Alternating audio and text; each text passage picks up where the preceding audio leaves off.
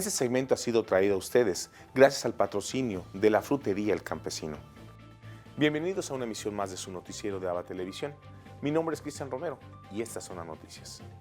Comenzamos en el Vaticano, donde la intención del Papa Francisco en la misa en Santa Marta es que aprendamos a escuchar en medio del silencio. In questo tempo c'è tanto silenzio, anche si può sentire il silenzio. En este tiempo hay tanto silencio, incluso se puede oír el silencio, que este silencio, que es un poco nuevo en nuestros hábitos, nos enseñe a escuchar, nos haga crecer en nuestra capacidad de escucha. Oremos por esto. Nella capacità di ascolto. Preghiamo per questo. El Papa Francisco, durante su homilía en Santa Marta, dijo que el dinero, la vanidad y las habladurías dividen las comunidades. En su homilía en Casa Santa Marta, el Papa Francisco reflexionó sobre 3 tentaciones que dividen a las comunidades cristianas: el dinero, la vanidad y las habladurías. Quella cosa che il diavolo mette in noi come un bisogno di sparlare agli altri. Ma che buona persona quella, sì, ma però, subito. Il ma, quello che è una pietra per squalificare l'altro.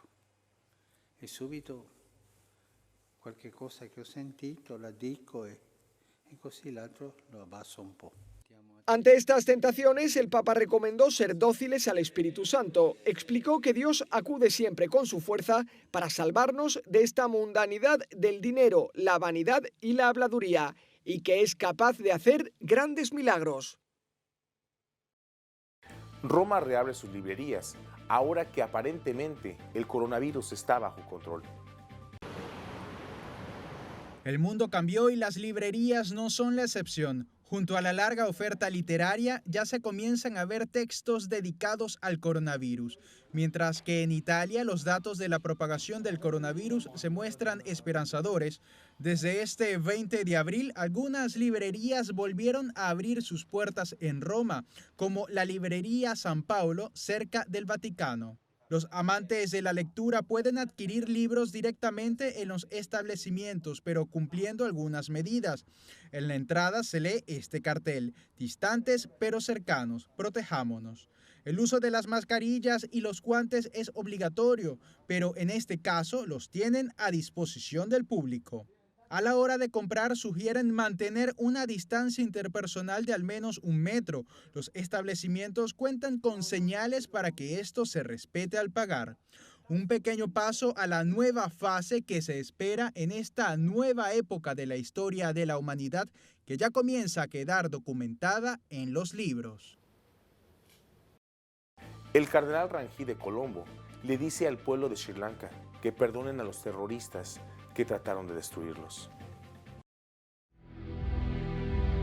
El 21 de abril de 2019, un terrorista suicida asesinó en esta iglesia de Colombo, la capital de Sri Lanka, a unas 100 personas.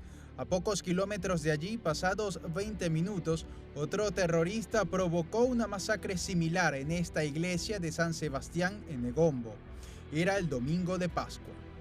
Un año después del mayor atentado terrorista por motivos religiosos de los últimos años, el cardenal de Sri Lanka, Albert Malcolm Rajit, ha recordado en un video que nosotros ofrecimos amor a los terroristas que trataron de destruirnos y les perdonamos.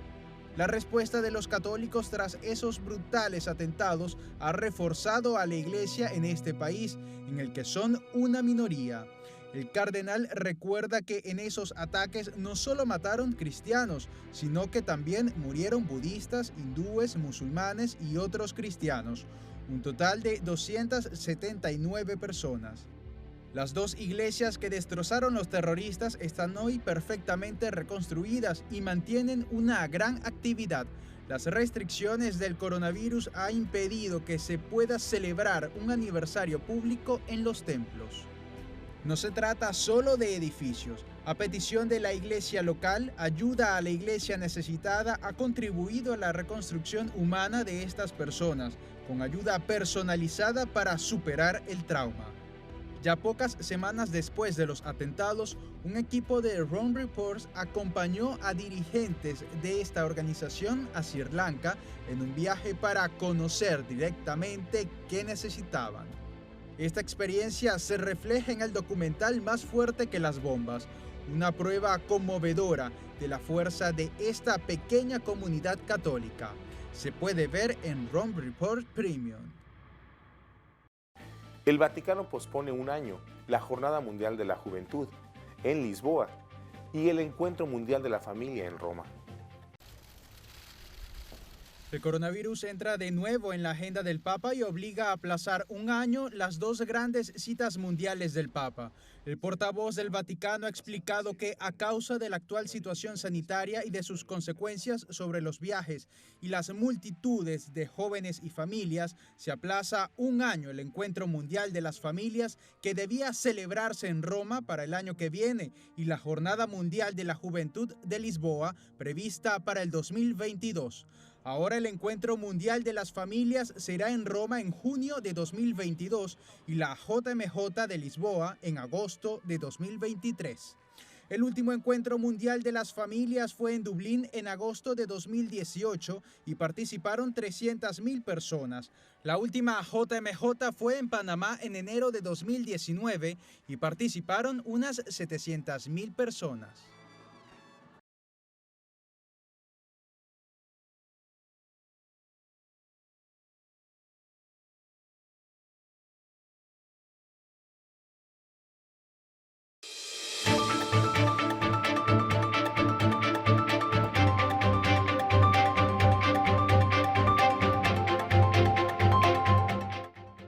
Este segmento ha sido traído a ustedes gracias al patrocinio de la panadería La Imperial. Ahora les presentamos la carrera mundial por la vacuna contra el COVID-19. Por ahora, todo el mundo se ha visto obligado a confinar a la población y ordenar el distanciamiento social para evitar un mal mayor. Y es que aún no existe ningún antídoto contra el coronavirus, mientras todo el planeta tiene sus esperanzas depositadas en que los científicos hallen pronto una solución que nos permita volver a la normalidad. Hay prisa por encontrar una vacuna contra la COVID-19. Normalmente desarrollar una vacuna lleva varios años, pero debido a la presión del tiempo, las 6 fases de desarrollo necesarias tendrán que completarse en unos pocos meses. Primero, los investigadores analizan el virus. Después desarrollan una posible vacuna a partir de componentes del virus y aditivos. En el tercer paso se prueba en animales. En el cuarto, en humanos. Las autoridades deberán aún autorizar la preparación antes de que la vacuna sea finalmente producida en masa.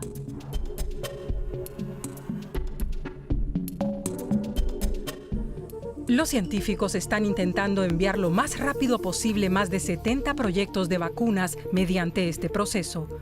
Algunos investigadores están ya en la fase 4 y están probando su vacuna en voluntarios. Pero los expertos anticipan que la vacuna tardará al menos un año en estar disponible. Los investigadores tratan de obtener una vacuna de distintas formas. Los experimentos con vacunas vivas se basan en virus inofensivos ya conocidos, los llamados vectores virales. En ellos se inyecta una muestra genética del SARS-CoV-2. Como resultado, se forman las mismas proteínas externas del coronavirus. Este virus disfrazado no puede causar ningún daño en humanos. El sistema inmunológico del vacunado responde y forma anticuerpos. Así el organismo sabe cómo protegerse contra el virus real. Otros investigan con vacunas inactivadas, es decir, con muestras de SARS-CoV-2 muertas. Así se producen vacunas como las existentes contra el tétano o la gripe. No obstante, este método puede dificultar la producción rápida en grandes cantidades. Lo más novedoso son las vacunas con el llamado ARN del virus, sus instrucciones de construcción genética. Una vacuna elaborada de este modo provoca la formación de proteínas virales en el cuerpo y el sistema inmunológico reacciona con anticuerpos. Sin embargo, ni una sola vacuna de este tipo está autorizada. Todo el mundo tiene la esperanza de encontrar por fin una vacuna, pero ni siquiera eso pondrá fin a la pandemia para siempre. El virus podría mutar, modificarse genéticamente. Las vacunas ya probadas con éxito podrían de pronto resultar ineficaces. Contra el virus de la influenza, por ejemplo, debe desarrollarse una vacuna cada año. Los coronavirus tienden también a modificar su ARN.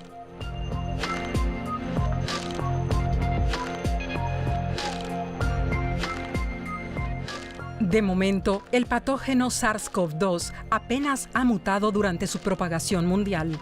Sin embargo, sigue siendo una carrera contra el tiempo. Cuanto antes llegue una vacuna, más personas podrán protegerse y, por tanto, salvarse. En Bolivia, los roedores nocturnos encuentran un nuevo hábitat en La Paz. El coronavirus es una amenaza para los humanos, pero para estos tímidos roedores es más bien una bendición.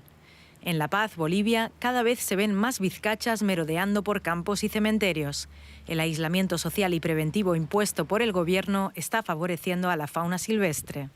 Las especies van desapareciendo, de hecho estamos ahora en una crisis de extinción muy grande y esta lamentable epidemia, pandemia, va a favorecer a los animales. Los efectos de la pandemia no son solo positivos para los animales. El cambio de comportamiento y de patrones cotidianos de empresas y gobiernos también han beneficiado al medio ambiente a nivel global. La reducción en el número y frecuencia de vuelos en todo el mundo o la suspensión de grandes concentraciones y eventos sociales, culturales y deportivos está trayendo como consecuencia una clara disminución en el nivel de emisiones de gases contaminantes. Con el confinamiento, muchos animales que antes tenían miedo a los humanos se atreven ahora a dejarse ver por las ciudades. Lo que pasa es que los animales tienden a escaparse y a ocultarse de los seres humanos porque nos ven como enemigos. En general hemos actuado como unos seres que solo buscan cazar, destruirlos.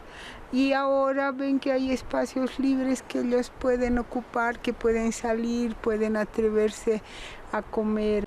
Pero puede que estos cambios positivos desaparezcan si la actividad humana vuelve a niveles similares a los previos a la crisis. Lo crea o no, en Estados Unidos hay personas que están viviendo el coronavirus y con hambre. Según información de la organización Feeding America, en 2017, 40 millones de personas sufrieron de hambre en Estados Unidos. La crisis económica que atraviesa el país a cuenta de la pandemia preocupa, pues la situación se ha agudizado y está golpeando también a los menores, asegura vía Skype el director ejecutivo de Hunger Free America. Al menos 1 de cada 3 niños en Estados Unidos reciben raciones de comida. Eso fue al menos un aumento de 5 veces en los últimos meses. Por lo que estamos viendo la mayor crisis de hambre que Estados Unidos ha visto, que hemos visto desde la Gran Depresión en la década de los 30.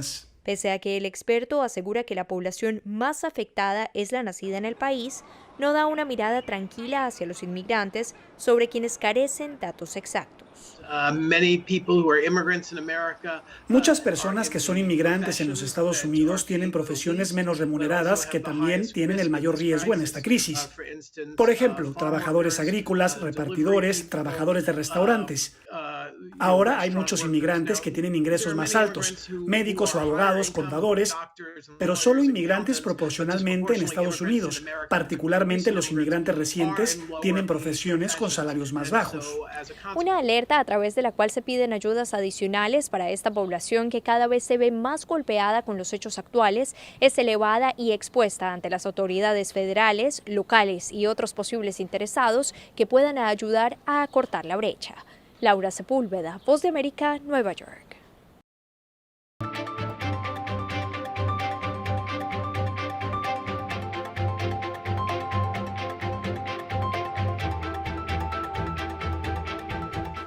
Este segmento ha sido traído gracias al patrocinio de la oficina contable OPLAS.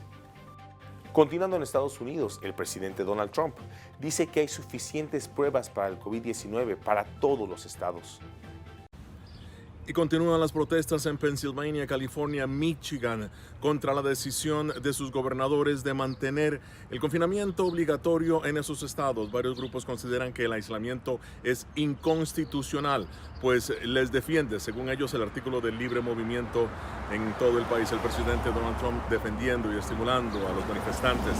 El mandatario asegura que Estados Unidos está listo para abrir su economía y desea hacerlo el 1 de mayo, pero la mayoría de los gobernadores insisten en que la falta de equipos para realizar pruebas es su mayor obstáculo para abrir la economía en su totalidad. El gobierno de Trump rechaza categóricamente esos argumentos, diciendo que ha suministrado suficientes equipos a los 50 estados y territorios. También argumentando que la pandemia del coronavirus requiere una respuesta urgente, la Administración de Drogas y Alimentos permitiendo que 90 empresas, muchas de ellas radicadas en China, vendan test de anticuerpos que indicarían si una persona ha desarrollado inmunidad contra el coronavirus. Sin embargo, esos tests no han sido aprobados por el gobierno de Estados Unidos. La agencia ahora advierte que esas empresas han mentido sobre la efectividad y precisión de sus productos. Y continúan en aumento las muertes en los hogares de ancianos en Estados Unidos. Esos lugares han sido denominados trampas mortales por las propias autoridades de salud de Estados Unidos. Ahora en el estado solamente de New Jersey, 70 residentes de uno de esos hogares han fallecido, 70, elevando a 7,000 el número de muertes en esos lugares, en los hogares de ancianos. Y estas son las cifras verdaderamente impresionantes. El total del caso de coronavirus en Estados Unidos llega a 766,000 y el número de muertos a 41,000. Desde Washington, informó Gonzalo Barca de La Voz de América. Realizarán pruebas del COVID-19 en lugares públicos de El Salvador. Esta y otras noticias más con nuestros colegas de la prensa gráfica. ¿Qué tal? Un gusto que me acompañen a una emisión más de Noticias LPG vía Facebook Live. Soy Ana Vilma Markelly desde la sala de redacción de la prensa gráfica. Estas son las noticias más importantes para este inicio de semana. Comenzamos. El cerco sanitario anunciado el pasado domingo por la Alcaldía de San Salvador fue instalado este día desde las 6 de la mañana. Esta medida restringe la circulación de personas en 400 manzanas de la ciudad capital. Solamente pueden circular dentro de la zona cercada las personas que trabajan en mercados, supermercados, bancos, farmacias, hospitales y además aquellas personas que se dirijan a comprar a esos establecimientos. La medida fue anunciada luego de que el presidente Nayib Bukele pidiera a los alcaldes que tomaran las medidas que consideraran convenientes para prevenir contagios de COVID-19. El alcalde de San Salvador, Ernesto Mason, aclaró que el cerco sanitario se mantendrá vigente por 48 horas, pero no descartó que se prorrogue por más tiempo. El gobierno dio a conocer este lunes las primeras cabinas móviles para realizar pruebas de COVID-19. El ejecutivo aseguró que es una estrategia fundamental para cortar la transmisión del virus. Autoridades gubernamentales esperan que con la implementación de esta modalidad se logre hacer hasta 2,000 pruebas diarias. La Secretaría de Comunicaciones de la Presidencia agregó que las muestras serán enviadas al Laboratorio Nacional de Salud Pública, donde se procesarán y si el resultado es positivo, se procederá a buscar al paciente para darle el tratamiento adecuado. Por el momento, las cabinas móviles se instalarán en los centros de contención, aunque se tiene previsto que lleguen más unidades móviles para cubrir todo el territorio nacional. El ministro de Hacienda, Nelson Fuentes, apuntó este lunes que la entrega de los $300 a los salvadoreños afectados por la pandemia abarcará hasta el presente mes de abril y aclaró que luego habrá que buscar otros mecanismos para ayudar a la población afectada. El ministro explicó que el gobierno no tiene la capacidad de seguir subsidiando a los salvadoreños mientras siga vigente la pandemia de COVID-19. Expuso que en lugar de esa prestación en efectivo se está valorando entregar canastas con insumos básicos. Para entregar los $300 a cada salvadoreño, el Ejecutivo dispuso de un préstamo de $450 millones. Para implementar nuevos mecanismos de ayuda, las autoridades aseguraron que estudian todavía de dónde sacarán los fondos que permitan financiarlos. Luego de que el gobernador de Florida, Ron DeSantis, autorizara a los condados a reabrir espacios públicos, varias playas permitieron el acceso a turistas, pese a que en ese estado norteamericano se contabilizan más de 25,000 infectados y unos 750 muertos por COVID-19. Jacksonville fue uno de los condados en los que se vio más gente en zonas paradisíacas. El alcalde de esa localidad, Lenny Curry, autorizó el acceso periódicamente en las playas. Ahora se puede ver personas caminando, montando en bicicleta y paseando a sus mascotas. Estas medidas parecen ir conectadas con las anunciadas por el presidente Donald Trump, quien planea una apertura gradual de la economía a partir del próximo mayo. Gracias por haber estado con nosotros en una emisión más de Noticias LPG y por favor recuerde quedarse en casa para evitar que usted o su familia contraigan el coronavirus. Los espero mañana para compartirles más información. Hasta pronto. El turismo en Cuba ha sido castigado duramente por el coronavirus. Ya nadie se baña en las aguas turquesas de Varadero, ni descansa en sus blancas playas bordeadas de palmeras. Sus cientos de hoteles, tiendas y restaurantes están vacíos y terriblemente silenciosos. Cuba cerró sus fronteras hace 2 semanas para protegerse de la propagación del coronavirus. El Caribe, una de las regiones del mundo más dependientes del turismo, se tambalea por una pandemia que ha dejado aerolíneas en tierra, cruceros varados y aislados aparte del planeta. Una gran mayoría de turistas procede de la Unión Europea, ahora uno de los epicentros del COVID-19. De ahí las perspectivas poco optimistas de los analistas. Pensando en que en los próximos 3 o 4 meses se resuelva el tema sanitario, yo pienso que podría haber una reanimación del turismo en el segundo semestre, no una recuperación. Yo vendría una recuperación del turismo en el año 2021 y sobre todo a partir del segundo semestre del 2021. Quienes todavía tienen trabajo en los centros turísticos de los ahora pueblos fantasma tratan de sobrevivir lo mejor que pueden. María Elisa Torres alquila habitaciones en Santa Marta, cerca de Varadero, y cuenta cómo casi toda su familia se ha quedado sin trabajo. Mi prima es tendera, está sin trabajo. El esposo trabaja en un rentacar, también está sin trabajo. Mi hermano trabaja en la playa, está sin trabajo. Todos estamos dependiendo, a esperar a ver qué pasa la pandemia, a ver qué pasa. ¿Cuándo volverán a rodar estos clásicos descapotables por La Habana? ¿Cuándo se volverán a llenar de turistas las calles de la ciudad o las emblemáticas plazas de La Habana Vieja? El Fondo Monetario Internacional predice que el Caribe Oriental se encontrará entre las regiones más afectadas económicamente por la pandemia. 8 países de la región ya han solicitado ayuda de emergencia a la institución financiera. Y así llegamos al final de una emisión más de su noticiero de ABA Televisión. Muchas gracias por su preferencia y continúe con nuestra programación. Ya estamos en Roku TV, Amazon Fire, Canal 75 de Guatemala, por Multivisión y en nuestras redes sociales. Ahí nos vemos y que Dios les bendiga.